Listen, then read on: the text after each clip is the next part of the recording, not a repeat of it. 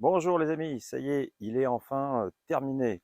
Mon vélo électrique ultra léger Sinelli, dont je vais vous présenter en détail l'ensemble du projet. Je suis assez content parce que on va avoir un produit qui est tout à fait unique, qui dénote avec tout ce qui peut exister un petit peu sur le marché. Et comme on parle beaucoup de développement durable en ce moment, eh bien là, pour le coup, on est vraiment sur du matériel fait pour durer, qui a été développé dans cette optique-là. Et ça me semble assez intéressant de réutiliser ce type de matériel. Et vous allez voir qu'au final, on n'a pas un vélo, on a un vélo neuf. Voilà.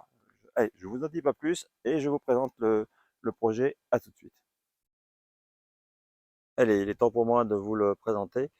Alors, quelques petits mots par rapport au temps passé sur ce vélo. Allez, on va dire plus de 40 heures, sans doute même plus.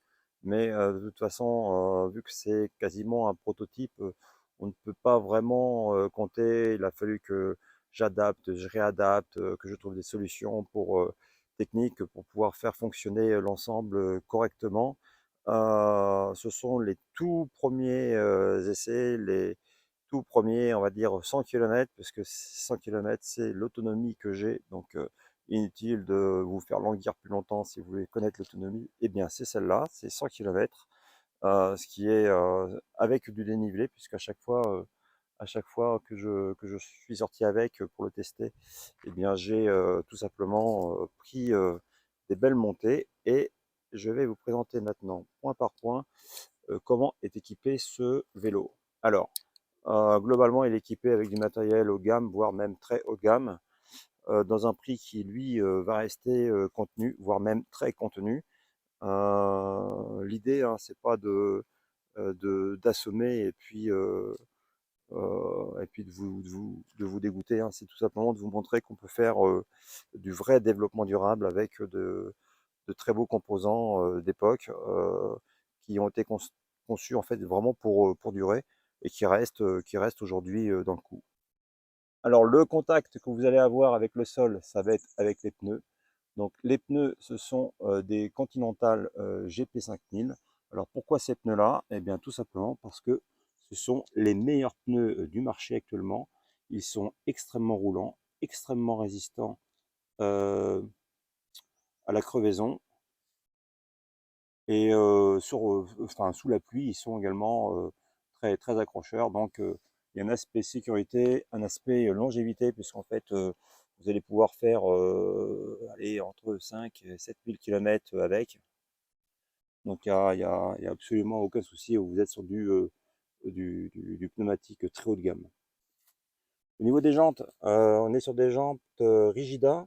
Donc, les jantes Rigida, sont des jantes qui sont extrêmement solides aussi et légères à la fois en aluminium, double paroi, avec, je crois, 36 rayons, enfin, ou 32 minimum. Il faudrait que je vérifie. Et des moyeux, donc des très jolis moyeux. Je ne sais pas si on voit bien là, mais ce sont des Campagnolos au record au niveau des moyeux. Non, on voit pas, mais des moyeux, donc les moyeux ont été totalement refaits à neuf. Là-dessus aussi, vous pouvez être tranquille. C'est du très beau matériel. Une fourche tout Columbus de marque Fagine, donc fourche italienne, fourche droite. Donc fourche droite, bah, parce qu'en fait, ça absorbe mieux les vibrations, contrairement à l'idée reçue qu'une fourche courbée pouvait absorber les vibrations. Elle est vraiment propice. Et puis elle est moderne, puisqu'en fait, les fourches modernes, vous pourrez regarder sur les vélos, sont des fourches droites, et bien là aussi, c'est une fourche droite Fagine. Au niveau freinage, vous êtes sur des freins Campagnolo, donc totalement refait à neuf également. Très beau, voilà. Alors, concernant les freins, j'ai déposé complètement les freins jusqu'à la moindre rondelle, hein. J'ai tout nettoyé, tout regraissé par la suite, de façon à ce que vous puissiez avoir un freinage optimal. Concernant le cadre, eh bien, vous êtes sur un cadre Cinelli, tout Columbus. Il me manque juste les petits stickers sur le tube vertical. Bon, ils vont être ajoutés. J'en ai mis sur le tube horizontal, ainsi que le stickers avant, qui est très sympa aussi. La batterie, eh bien, elle prend la place de la gourde.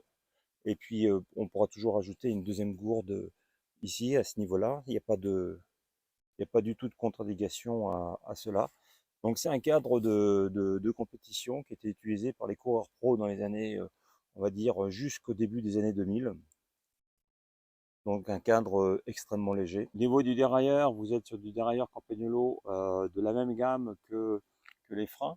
Euh, L'homogénéité au niveau du matériel, hein, pour un esthétisme parfait. Donc du coup, la cassette, c'est pas une cassette, c'est une roue libre. C'est une roue libre 7 vitesses. Mais alors 7 vitesses, c'est assez intéressant puisqu'en fait, les pignons, comme vous pouvez le voir, ils sont quand même beaucoup plus épais que ce qu'il existe actuellement.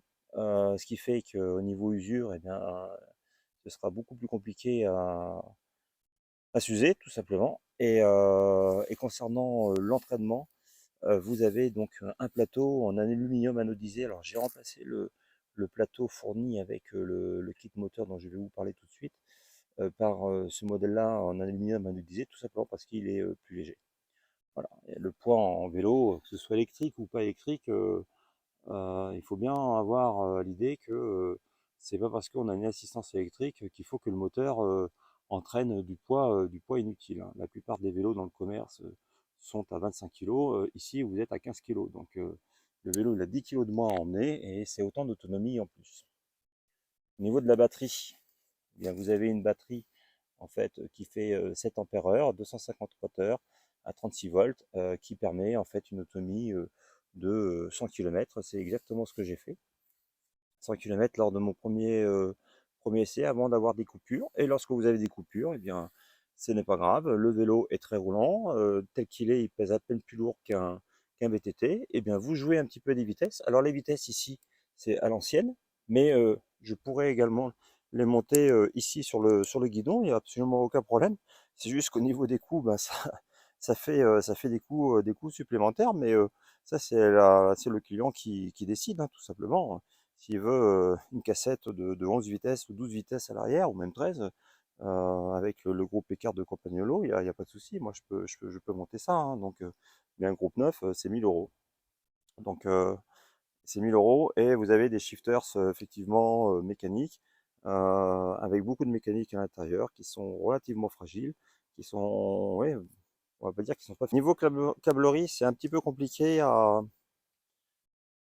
masquer, puisqu'on ne peut pas les rentrer à l'intérieur des tubes sous peine de fragiliser la structure. Donc, du coup, malgré tout, c'est quand même assez discret. Il reste ici ce câble principal qui longe le tube horizontal, mais il va être masqué avec une bande comment carbone. Ouais, ouais, je vais mettre une bande carbone ici, comme ça, dessous pour le masquer. Ça fera sympa et on le verra plus. Ce sera chouette, quoi. Niveau moteur, eh bien, le moteur, le voici. Donc, c'est un moteur qui se met directement dans le pédalier. L'avantage du moteur pédalier, en fait, c'est que vous avez beaucoup plus de couple que si c'est un moteur roue à l'avant ou même à l'arrière. Et même en termes de conditions d'utilisation, c'est quand même vachement plus agréable, hein, d'avoir un moteur pédalier, sachant que le moteur, c'est un moteur Bafang, donc il respecte la législation actuelle avec 250 watts. Mais à savoir que 250 watts, c'est plus que la puissance d'un très bon cycliste. Donc du coup, c'est très largement suffisant. Au niveau du poste de pilotage, nous avons donc, au niveau du poste de pilotage, pour allumer le bazar, on appuie ici sur un petit bouton.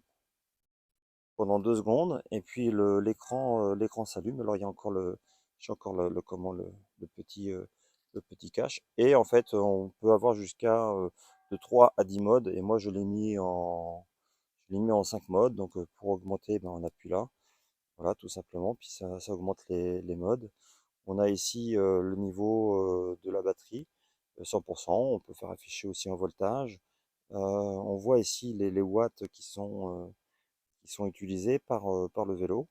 Le temps, le kilométrage fait depuis la dernière recharge. Donc là, je viens tout juste de la recharger, je suis à 100%. Tout va bien, je peux faire des kilomètres, quoi.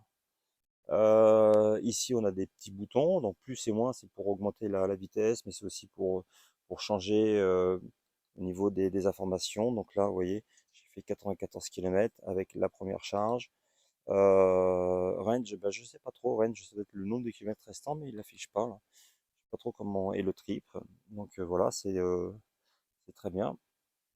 Donc à savoir que sur mon premier roulage, eh ben, en fait, je n'ai pas cessé de monter.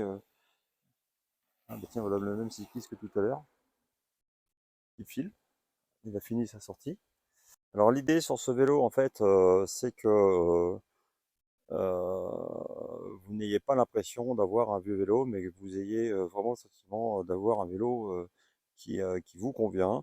Donc ça, c'est un vélo taf ou pour faire des balades euh, avec de l'assistance pour les monter, puisqu'en fait, quand vous serez sur le plat, le vélo, il s'emmènera tout seul, hein. Il n'y a pas de... Juste à partir de 20 km/h, le truc, il roule tout seul, il n'y a pas de problème. Il pourra vous aider avec du vent contre. Donc au niveau des éléments neufs, totalement neufs, vous avez une selle ici, une selle pro. Donc c'est pareil, c'est pas de la selle bas de gamme. Je crois même que celle-ci est équipée comment d'un support aussi en carbone. Vous avez alors les poignées, je vais les changer. Je vais en mettre je vais mettre des poignées confort à ce niveau-là, justement pour plus de confort. Et puis les pédales aussi sont des pédales qui sont absolument neuves, de façon à ce que... Alors en ce qui concerne le prix du vélo, j'avais demandé à des voisins ce qu'ils en pensaient et ils m'avaient dit que sur Caen, on leur avait fait une proposition d'installation d'un kit électrique complet pour 1500 euros. J'ai trouvé ça un petit peu exagéré. Moi, si je fais une installation sur un vélo existant, je vais me contenter de 1000 euros. C'est déjà un montant plus que correct, puisque en fait, un kit électrique, vous en avez avec la batterie aux alentours de 800 euros et donc 200 euros de main-d'œuvre. C'est à peu près les prix qui sont pratiqués pour monter ce genre de kit électrique. Alors, à savoir que sur le prix du vélo, il va se décomposer, on va dire, en trois. Donc 1000 euros de kit électrique. Vous avez ensuite 500 euros de kit cadre qui comprend le cadre, la peinture du cadre, sa restauration, le jeu de direction, la fourche. Et ensuite, vous avez 500 euros de matériel pour combler tout ça. Donc voilà, 500 euros de kit cadre, 500 euros de montage de matériel, de roues et ainsi de suite et 1000 euros. Donc on arrive, au final, ça fait un vélo à 2000 euros. Donc je rappelle, un vélo de 15 kilos. Si vous regardez un petit peu au niveau de la concurrence, les vélos de route ou qui approchent ces prix-là, le ticket d'entrée c'est 2500 euros. Sur ce vélo, il y a bien entendu une garantie. Alors il y a plusieurs garanties. Il va y avoir une garantie pour tout ce qui est composant du vélo en lui-même. Mais ça, de toute façon, vu que c'est des composants qui ont été conçus pour durer, je pourrais les garantir un demi-siècle qui fonctionneraient encore. C'est pas tellement le souci. Par contre, pour ce qui est du kit cadre et ainsi de suite, je vais me baser en fait sur l'existant, on va dire plutôt la fourchette haute de l'existant. C'est-à-dire que je vais proposer une garantie de 4 ans en fait sur l'ensemble du vélo. Et puis pour tout ce qui concerne la partie électrique, je vais faire une garantie en fait, garantie constructeur de 12 à 24 mois. Alors donc 18 mois en moyenne à peu près, hein, je crois pour les kits kit moteur électrique Bafang, hein, je crois que ça, ça doit être 18 mois. Donc voilà, on refait un petit résumé du vélo. Donc vélo taf et de route en même temps qui vous permet de pratiquer vos balades, équipé d'un moteur Bafang de 250 watts avec un couple de 80 Nm, ce qui est un tout petit peu supérieur à le moteur Bosch qui a 70-75 de couple. Vous avez installé ici une couronne en aluminium anodisé pour réduire le poids. Concernant l'équipement du vélo, vous êtes partout en campagnolo, donc moyeu, dérailleur, un arrière campagnolo également. Concernant les pneumatiques, à la vente, il y aura des pneumatiques Continental GP 5009. Là, je me sers de ces pneus pour faire mes essais, à savoir que les pneumatiques seuls, vous en avez déjà pour 100 €, des pneus haut de gamme. Cadre Sinelli tout Columbus, Columbus SLX. Voilà, Columbus SLI. Il est estampillé Sinelli sous le boîtier de pédalier. Pour la selle, donc la selle, ce sera en fonction également de votre fessier. On pourra la changer, que vous soyez un garçon ou une femme. C'est pas, j'en ai d'autres hein, qui vont aller un petit peu pour tous les derrière. Concernant le poste de pilotage, je vous ai rajouté ici une petite option donc en carbone et aluminium anodisé, toujours pour respecter des poids qui soient contenus. Possibilité donc de rajouter un smartphone et un compteur autre que celui-ci ou une lumière externe. Enfin voilà, un petit peu le matériel. Fourche Fagine, donc de très bonne facture. Hop là, reste avec moi. Et au niveau de la batterie, eh bien celle-ci c'est une 7 ampères-heure, 252 watts. Et en fait, par rapport à l'autonomie que j'en ai, là je suis à 51 km, il m'affiche 99%. Donc en fait, ce qui se passe, c'est que quand vous montez une côte, ben, la batterie, chou, ça diminue de beaucoup, et puis après ça remonte. Donc là, en fait, je vais être plus proche des 75% que des 99, mais je vais quand même avoir une grosse autonomie, quoi. À mon avis, je vais allègrement dépasser les 100 km. Donc voilà, vous savez tout. Oui, c'est une dernière chose. Sur ici au niveau de la tige de selle, je vais pouvoir rajouter un porte-bagages qui permet d'accepter jusqu'à 10 kilos de poids. Donc du coup, bah, si vous avez du matériel à emmener pour aller à votre boulot, si vous voulez mettre sur le porte-bagages plutôt que de le porter sur un sac à dos, eh bien c'est quelque chose qui est également tout à fait faisable. Tout ça sont des options, hein. Il y aura des options. Donc là, l'éclairage, il n'est pas encore monté, mais il n'est pas encore totalement terminé. J'ai encore des petits stickers à rajouter ici ou là. Donc, bon, c'est des choses qui seront faites, mais là, c'est vraiment du détail. Là, maintenant, je suis vraiment dans les tests opérationnels du vélo. Voilà, j'espère que cette vidéo vous aura plu. Et puis, n'hésitez pas à commenter dans ce que vous en pensez, ce que vous aimeriez voir, sachant que, eh bien, quelque part, l'idée d'électrifier un vélo existant me paraît bonne et même excellente. Je vous dis à bientôt. Au revoir. Est-ce que bah, vous ayez quelque chose qui soit parfaitement homogène?